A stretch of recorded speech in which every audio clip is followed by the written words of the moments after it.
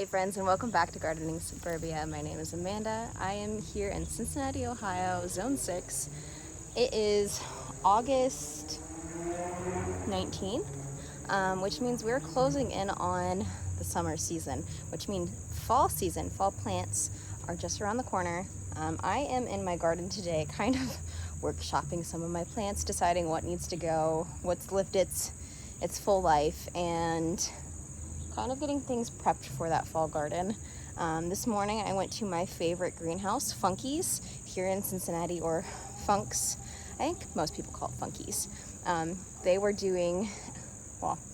were selling seed garlic, which last year I bought my seed garlic off of Keen Garlic online, which is kind of like a Midwestern garlic company that kind of collaborates with a lot of different garlic growers in that area. This year I wanted to buy local, so Funky's had music garlic seed for sale. I think it was like $3.99 a head, so I got eight heads of garlic. I'm not quite sure if I probably need to go back and get more, but I'm going to start with 8. I still have a few months until I need to actually plant those. Well, not a few months. Yeah, a few months. You still got September. So I picked up garlic. I picked up some Garden Magic compost to refresh some of those beds. I am finally going to fix this green stalk. You can kind of see it's sitting at a slant, has been the entire season. I just have not gotten to fixing it yet. So there's a lot of things in this. That bee is huge.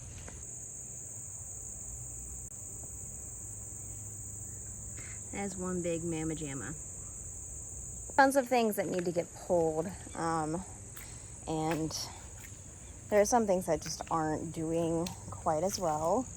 I still have a few tomatoes and I'm kind of just waiting out. I have been trying to keep an eye on them and potentially pick them when they're just kind of at their peak size, because squirrels and deer have been coming in, and at the night after I look at them, I come out and they just have giant bite marks out of them. So I've been kind of trying to pick them and just let them ripen on the counter inside, because then at least I'm getting some tomatoes instead of just letting them all go to my wildlife. I don't use any pesticides or herbicides or anything like that to deter, my big furry friends that live in the woods. Whoa. Okay, so cool little pepper moment. Look at that guy. He looks crazy. So they're straight. I'm pretty sure these are my cayenne long slim peppers, but for whatever reason, this one wanted to be a spiral. That's pretty cool. Right now I am working on kind of pruning back my tomato bed right here.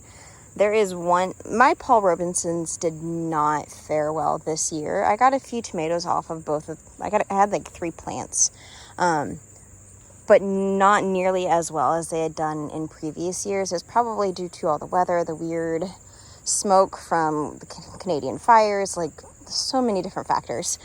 But this plant was, at one time, a really beautiful Paul Robinson plant. A really pretty purpley bottom, green topped, like slicer tomato. And as you can see, all of the leaves are just dead. So I am going to, I already chopped him off. He needs to go. So I'm just going to pull that tomato plant right out. I am not going to be putting this in my compost pile because I don't know for sure if this was just I just don't want to add this into my compost pile and risk spreading whatever may have taken this out to things that I put back into my garden.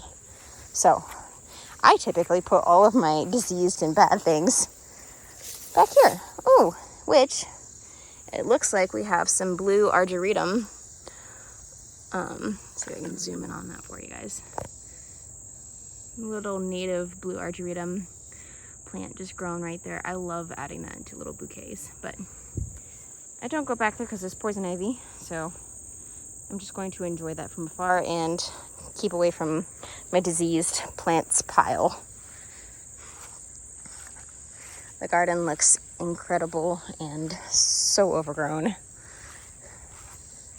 Today, one of the projects is to go through and actually harvest a bunch of my beans and get these guys canned up, because I have a ton of them on here.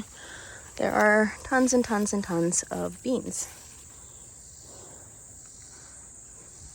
Hey friends, I was going to do a little bit more content this morning. It's next day, but it was so hot. It had like 106-degree feel outside, and so instead of being on the heat, I took a nap.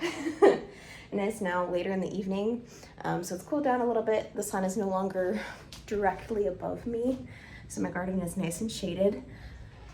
I'm gonna get a few things buttoned up for fall projects, but I finished a canning recipe. My canning recipe is from this Ball Canning and Preserving book. It's just a green bean recipe. So I got 4 pints of some green beans, handpicked from the garden, with homegrown garlic too. So pretty excited about that. We'll see how these turn out. I processed them at 11 psi for 20 minutes. It's just what's recommended at my altitude. Whenever canning, you really need to make note of what your altitude is, because the pressure and time for those can change. So we're gonna actually head back outside. I have some, I want to get my green stalks refreshed, as well as a few other beds, but I needed to grab my harvest basket. That's what I came in here for. So I'm gonna grab this little, this is actually an egg basket, but you know, I don't have chickens yet, so I'm using this for food products for now. Eventually there will be chickens, and then I'll get to use it for eggs. But until then, for garden veggies and goodies. So the first bed that I'm going to be taking care of is actually this raised fabric bed. Currently in here I have, I think, a couple different types of tomatoes that are indeterminate varieties, as well as some tomatillos and my ground cherries. And I have struggled extremely hard with critter pressure from deer and squirrels. And so my tomatoes, anytime something that looks even slightly ripe comes onto my tomato plant, and because I don't have a huge backyard full of tomatoes with, like, you know, hundreds and hundreds of tomatoes coming ripe at the same time, those single tomatoes, as soon as they get ripe, get gnawed at. And so these plants, honestly, I think this bottom one right here, and this is a vintage wine, has a few green tomatoes. I've never tried fried green tomatoes, and I think tonight is the night. Being a not huge tomato eater, I never really sought out tomato-y type dishes, and so I guess tonight's the night. I'm going to actually be removing these plants because I want to make room for my fall garden. It is going to be pretty hot for the next few weeks. Well, not few, but like the next week and a half should be pretty hot. And then I'm pretty sure after that we're going down into the 80s, and then it should be cooling off from there. But I really only have about 60 to 50 days left until my first frost, which means at least for these tomatoes that don't have any tomatoes on them, it's not enough time for those to set fruit, ripen, and then, you know, for me to get more tomatoes off of them. I do have my wall of tomatoes over here, and I still have quite a few good sized tomatoes on them. So I still have a few tomatoes that are coming on. Not quite as many as I had previously. So we're gonna get this bed refreshed and ready for some fall crops, because even though these plants are still semi-healthy, some of them not so much, we're gonna get them swapped out because I'm wanting a fall harvest, fall crop put in.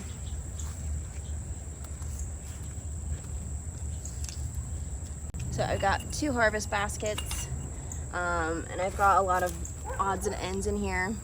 A singular carrot because I was checking to see how far along they were, and some clips, as well as a little harvest container, medium-sized harvest container, and of course some shears.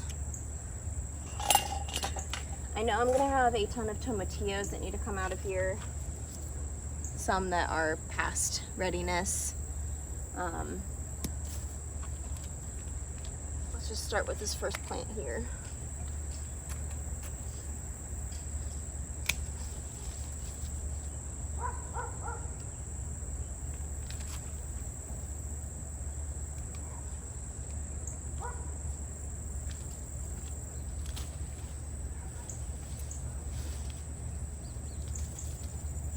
Alright, so here is an example of the pest pressure that I'm dealing with. Pretty sure this is a squirrel. Sucks. They've been getting at pretty much every single one of my good tomatoes. I didn't even notice this one because it was buried in all of the leaves. I'm probably just going to cut off the really nasty, ugly parts and use the good parts, because half of this tomato is still nice.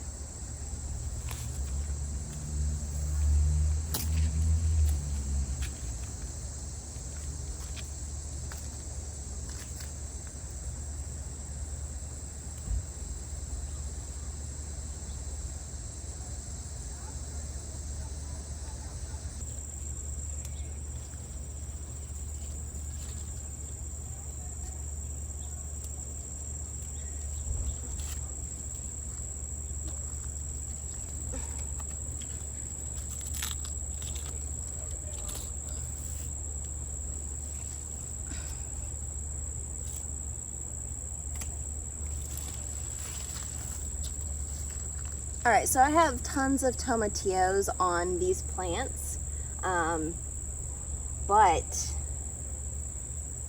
I think I'm going to go ahead and rip them out. I have so many tomatillos in my freezer right now that I'm not sure what I'm going to do with all of them. I know I'm going to be making salsa, but it's going to be way more salsa and verde, like salsa verde, green salsa, than I really need or want.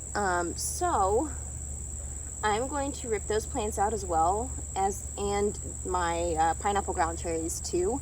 So any of the fruit that are on my tomatillos, I will go ahead and harvest. The ones that look like they're ready and ripe, I'll put with my other ones. The ones that aren't quite as ready, I may just bag up in a separate Ziploc bag in my freezer and potentially just use for something else.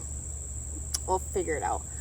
But I'm going to go ahead and leave this entire bed. There is one single tomato plant in here that has some pretty good sized fruit. I am going to top this one so that this plant focuses. Sorry, I went ahead and chopped off the top leader part, so that this plant focuses solely on these tomatoes, because there's quite a few of them that aren't pretty good size. And I'll go ahead and remove any of the other little flowers that haven't quite developed yet.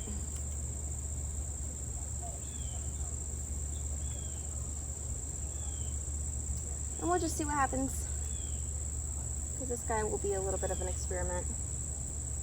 I'll have to set him up somehow. I'll go ahead and take his suckers off too.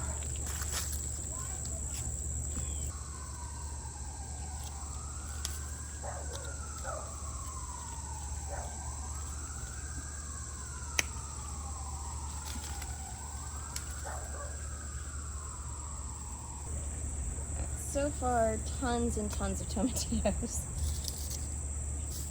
I wouldn't be surprised if this bed is forever a volunteer tomatillo bed, just with the amount of tomatillos and pineapple ground cherries that are just like laying everywhere here.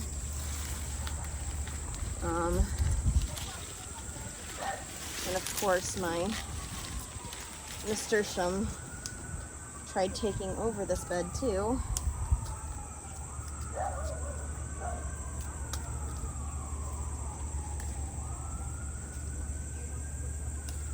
So just as an example, most tomatillos, you know they are ripe and ready to be picked when they start splitting out of their husks. Some people actually, I've seen harvest them once they kind of get this brown papery stuff. Their husk gets brown and papery and they fall to the ground, kind of like ground cherries.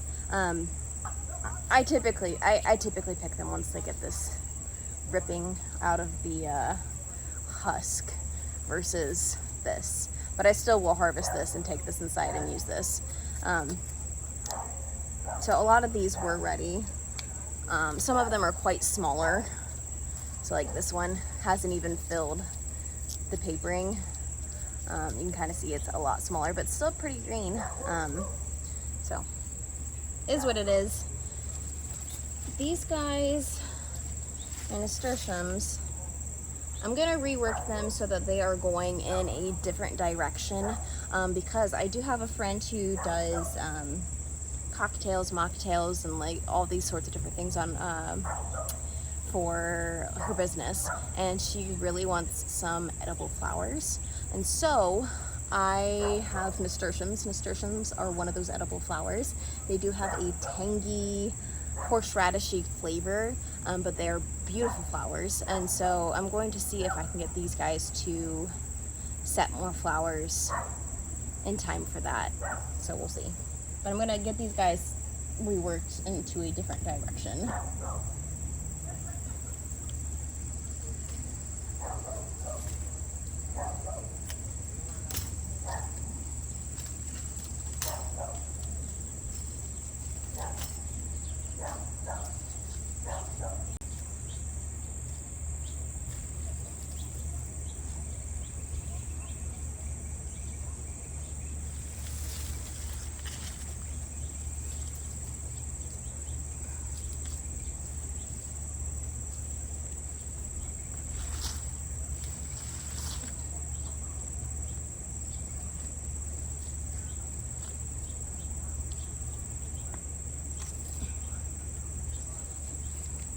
The next step I'm going to do for this garden bed is peel back my mulching. This is a pine mulch.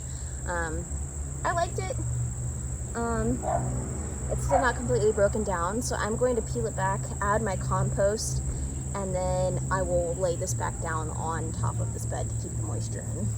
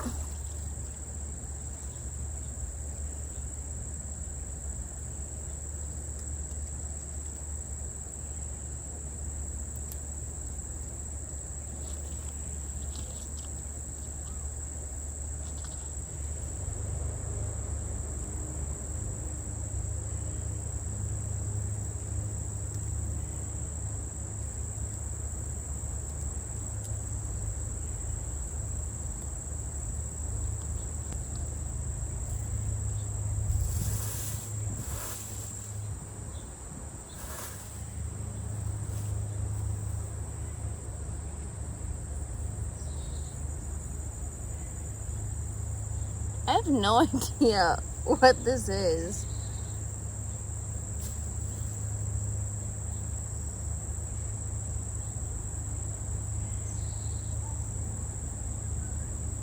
I'm guessing that a squirrel planted this here. I'm gonna take it out. I honestly, like, I have zero clue what this is.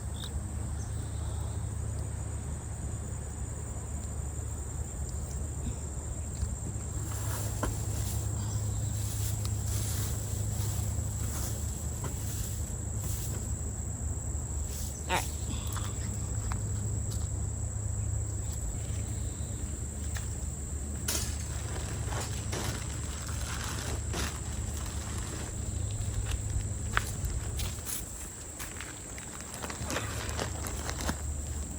For the compost, again, I went ahead and bought Garden Magic. It's a 40-pound bag of compost and manure. I really liked the results I had with using it in a couple of my other areas of my garden. So I'm gonna go ahead and add a good layer of this. I will probably end up using this entire bag on this, was it like 6-foot bed, 7-foot long bed. I can't quite remember how long this bed is, but it's 4 feet. So we're gonna add a good layer of this on top, and then we'll put the pine mulch back over to keep moisture in. And then once we're ready to actually plant some of those fall veggies out, this bed is going to be prepped and ready to go. I am keeping my marigold plant because the pollinators love it. I have a yarrow plant here in the corner. This is a perennial in my area and it is beautiful. I'm pretty sure this is my Colorado blend, and it is just gaining more and more, more and more fluff every day. See how beautiful this is. Eventually this will have some beautiful blooms, but I think we're gonna have to wait until next season. This will die it back a little bit. Well, it actually died back completely, but the root system it keeps will come back. So, and this yarrow just smells so phenomenal. And then we do have, so the marigold, and then way back in the corner is a lettuce leaf basil. It is no longer good to harvest off of it, but it does have flowers on it. So again, I'm just gonna kind of keep that for now probably until I plant out my fall garden in this area.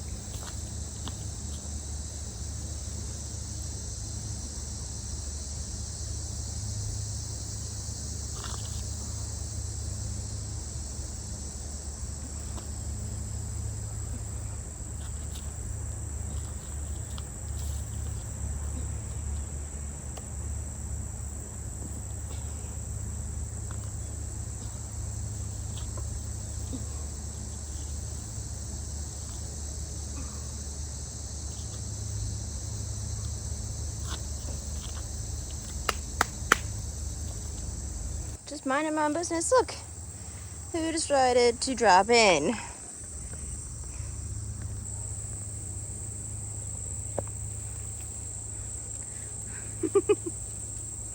I told you. Never ending. Always finding their way in here to get a snack. That one bag filled this perfectly. So we still have a basil plant here. He probably will get a ton happier. Just gonna go ahead and get rid of his flowers. He'll probably get happier since he won't be drowned out or shaded out by all of the other tomato plants. I left one singular tomato plant because it had some pretty good sized fruit. I got him staked up, so maybe, just maybe, because he's tall enough, maybe he'll be left alone, but maybe he'll just be at perfect height for snacking from the deer. Yeah, and he's back.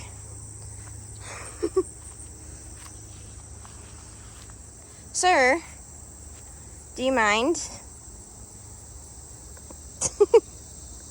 You can snack on that. My garden, not so much. It's so cute. You're so cute when you're not eating my garden. I bet you anything he's gonna pop out over here. Got a couple. I need to go back through and make sure that I don't leave any of these little clips. I'm gonna grab this one while I'm looking at it.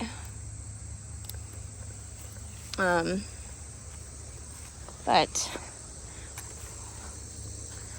I think this bed is ready. So we're gonna have some good cabbages in here. I think this is where I'm gonna put my cabbages.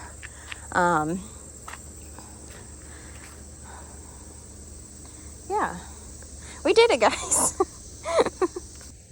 It definitely does not feel like fall just yet, but I swear it's coming. Just a matter of time.